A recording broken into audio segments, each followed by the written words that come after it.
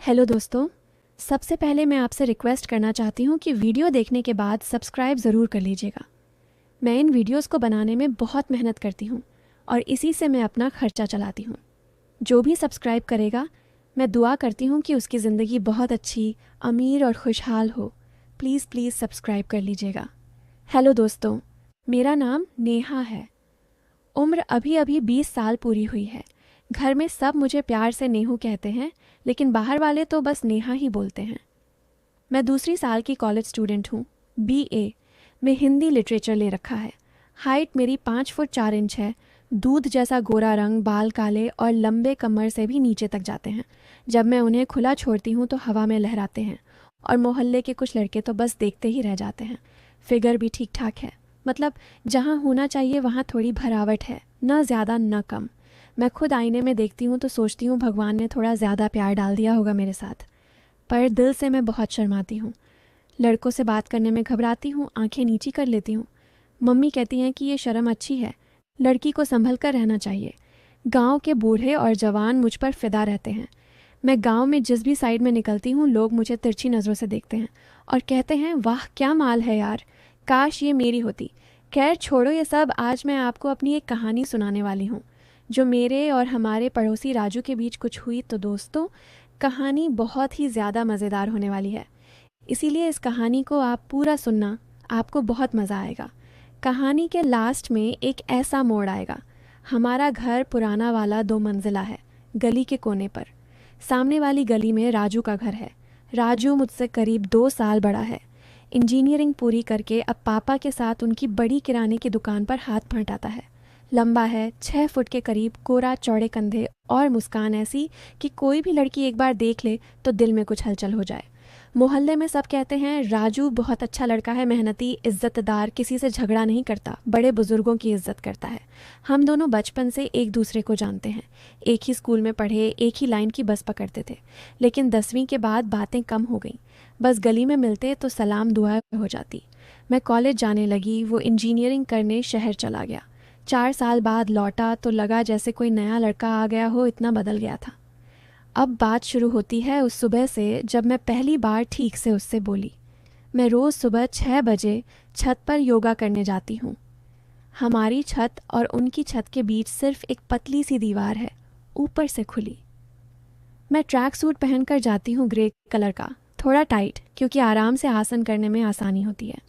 उस दिन मैं बालासन कर रही थी, घुटनों पर बैठकर आगे की तरफ झुककर, हाथ आगे फैलाए, सांसें धीमी, मन शांत। तभी ऊपर से आवाज़ आई, अरे नेहा दीदी। नहीं नेहा, सुबह सुबह इतनी मेहनत। मैं झटके से उठी, बाल बिखर गए, चेहरा लाल। राजू ऊपर खड़ा था, हाथ में गीले कपड़े। उसने मुझे देखकर मुस्कुराया। मैंने जल्दी से ट्रैक सूट की जैकेट ठीक की और बोली, हाँ बस थोड़ा योगा। तुम भी इतनी सुबह? वो हंसा। उसकी हंसी में कुछ था जो दिल को छू गया। मम्मी ने कहा, कपड़े डाला। वैसे तुम बहुत अच्छा कर रही थी, वो जो आगे झुककर, बहुत फ्लेक्सिबल लग रही थी। फ्लेक्सिबल, ये शब्द मेरे कान में अटक गया। मैंने सोचा शायद कुछ और मतलब भी निकाल रहा है, लेकिन चेहरा उसका बिल्कुल मासूम था। मैंने हंसकर टाल दिया, हाँ थोड़ा बहुत करती हूँ, तुम भी करो ना, बॉडी फिट रहेगी। वो दीवार के पास आ गया, हाथ टिकाकर। सिखाओगी कभी? मैं तो कोशिश करूँगा, मैंने कहा। हाँ क्यों नहीं, लेकिन कुछ आसन लड़कों के लिए मुश्किल होते हैं। वो बोला, मुश्किल चीज़ें मुझे पसंद हैं नेहा, जितनी मुश्किल हो उतना मज़ा। मेरा दिल ज़ोर से धड़का। मैंने नीचे देख लिया। बोली, अच्छा फिर कभी। मैं नीचे जा रही हूँ। उस दिन पूरे दिन उसकी बात दिमाग में घूमती रही। शाम को मैं बालकनी में खड़ी थी, कपड़े समेट रही थी। उसने फिर आवाज़ दी, नेहा चाय पियोगी? मैंने बनाई है। उसकी बालकनी हमारी से थोड़ी ऊंची थी। वो वहाँ खड़ा था, दो कप हाथ में। मैंने कहा, नहीं राजू, मम्मी बुला रही हैं। लेकिन वो रोज़ ऐसा करने लगा। सुबह योगा के टाइम आता, 2-4 बातें करता, शाम को चाय का बहाना। धीरे धीरे हमारी बातें बढ़ती गईं। वो मेरे कॉलेज की बात पूछता, कौन सी सब्जेक्ट ले रखी है, दोस्त कितने हैं, कोई बॉयफ्रेंड तो नहीं। मैं हंसकर टाल देती। मैं उसकी दुकान की बात पूछती, कितना धंधा है, क्या क्या बेचते हो। वो बताता, चाय, बिस्किट, तेल, साबुन, सब कुछ। एक दिन मैं छत पर सूर्य नमस्कार कर रही थी। पूरा 12 का राउंड। आखिरी में शवासन पीठ के बल लेटकर, आंखें बंद, सांसें गहरी। तभी उसकी आवाज़ आई, नेहा, बहुत अच्छा कर रही हो। ऐसे लेटी हुई बहुत शांत लग रही हो। सांसें भी कितनी गहरी हैं। मैं आंखें खोलकर उठी। वो दीवार पर हाथ टिकाए मुझे देख रहा था। मैंने पूछा, कब से देख रहे हो? वो बोला, थोड़ी देर से। डिस्टर्ब नहीं करना चाहता था। तुम्हारी बॉडी बहुत अच्छे से मूव करती है। फिर से वो बात। मैंने जल्दी से उठकर कहा, बस हो गया आज का, और नीचे भाग आई। उस दिन से मैंने योगा का टाइम बदल दिया, 7 बजे करने लगी। लेकिन वो भी 7 बजे आने लगा। लगता था जानबूझकर टाइम मैच कर रहा है। फिर एक दिन मैं रसोई में सब्जी काट रही थी। हमारी रसोई की खिड़की गली की तरफ खुलती है, उनकी भी। मैंने देखा राजू वहाँ खड़ा है, आलू छील रहा है। उसने मुझे देखकर मुस्कुराया। नेहा, क्या बना रही हो आज? आलू गोभी। तुम? बेसन की सब्जी। मम्मी बाहर गई हैं, अकेले बना रहा हूँ। वो खिड़की के पास आ गया। हम दोनों खिड़कियों पर खड़े थे। बीच में सिर्फ 10-12 फुट की गली। बोला, तुम बहुत तेज़ काटती हो, हाथ बहुत तेज़ चलते हैं। मैं हंस पड़ी। तारीफ कर रहे हो या मजाक? सच कह रहा हूँ, तेज़ हाथ कई कामों में बहुत काम आते हैं। मैंने चुपके से उसकी तरफ देखा। चेहरा नॉर्मल। मैंने सोचा शायद मेरा दिमाग ही गंदा हो रहा है। धीरे धीरे हमारी बातें रोज़ हो गईं, छत पर, खिड़की पर, बालकनी में। वो मेरे बालों की तारीफ करता, नेहा, तुम्हारे बाल बहुत सुंदर हैं, ऐसे ही खुले रखा करो, हवा में लहराते बहुत अच्छे लगते हैं। मैं शर्मा जाती। एक शाम मैं अपने कमरे में थी। खिड़की खुली थी, बाहर ठंडी हवा चल रही थी। मैं बिस्तर पर लेटकर प्रेमचंद की गोदान पढ़ रही थी। तभी उसकी आवाज़ आई, नेहा, सो नहीं रही ना? उसका कमरा भी उसी तरफ था। मैं खिड़की पर गई। वो लेटा था, किताब हाथ में। बोला, नींद नहीं आ रही, तुम क्या पढ़ रही हो? मैंने किताब दिखाई।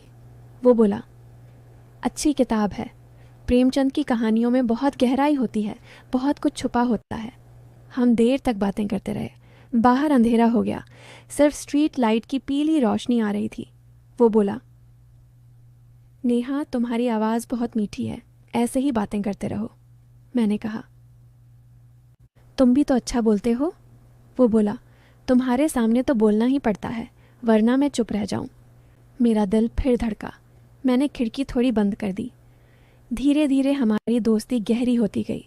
वो दुकान से मेरे लिए चॉकलेट लाता, कभी आइसक्रीम। मैं उसके लिए मम्मी का बना नींबू का अचार या पापड़ दे देती। मोहल्ले में लोग बातें करने लगे थे, नेहा और राजू की अच्छी बन रही है। मम्मी को भी पता चल गया। एक दिन बोली, नेहा, राजू अच्छा लड़का है, लेकिन लड़की को संभल कर रहना चाहिए, लोग तरह तरह की बातें करते हैं। मैंने कहा, मम्मी, हम तो बस पड़ोसी हैं, बातें करते हैं। एक दिन मैं छत पर कपड़े डाल रही थी। हवा तेज़ थी, मेरा दुपट्टा ओढ़ रहा था। राजू भी वहाँ था। दुपट्टा ओढ़कर उसकी तरफ चला गया। उसने पकड़ लिया। बोला, नेहा, संभालो अपना, कहीं उड़ ना जाए। मैंने दुपट्टा लिया। हमारी उंगलियां थोड़ी देर छुई रहीं। बिजली सी दौड़ गई। मैं झटके से पीछे हटी। वो बोला, सॉरी नेहा। मैंने कहा, ये कोई बात नहीं, और नीचे भाग आई। उस दिन के बाद मैं थोड़ी सतर्क हो गई, बातें कम कर दी। वो पूछता तो छोटे जवाब देती। एक दिन उसने छत पर आकर कहा, नेहा, क्या मैंने कुछ गलत कहा? मैंने कहा, नहीं, बस पढ़ाई में व्यस्त हूँ। वो चुप रहा। फिर बोला, मैं समझता हूँ, लेकिन दोस्ती तो मत तोड़ना। कुछ दिन बाद उसकी मम्मी मेरे घर आई। मम्मी से बातें की, फिर मुझे बुलाया। बोली, नेहा बेटा, राजू कह रहा था तुम बहुत अच्छी कविताएं लिखती हो, कभी सुनाओ ना। मैं हैरान। मैंने कभी कविता नहीं लिखी। राजू मुस्कुरा रहा था। मैं समझ गई ये उसका बहाना था। उसके बाद मैंने सोचा, राजू शायद मुझे पसंद करता है। मुझे डर लगने लगा। एक दिन खिड़की पर खड़े खड़े मैंने साफ कहा, राजू, मोहल्ले में लोग बातें कर रहे हैं, हमें थोड़ा संभलना चाहिए। वो चुप रहा। फिर बोला, नेहा, मैंने कभी तुम्हारे बारे में गलत नहीं सोचा, बस तुम अच्छी लगती हो, बातें करना अच्छा लगता है। अगर तुम्हें बुरा लग रहा है तो मैं दूर रहूँगा। मैंने कहा, ऐसा मत कहो, बस थोड़ा कम। उसके बाद वो सच में दूर हो गया। छत पर नहीं आता, खिड़की पर नहीं दिखता। मुझे बुरा लगने लगा। मैं खुद ही उसे तलाशती। कई दिन बाद हिम्मत करके मैंने छत पर आवाज़ दी, राजू। वो आया। बोला, हाँ नेहा, अब बात नहीं करोगे?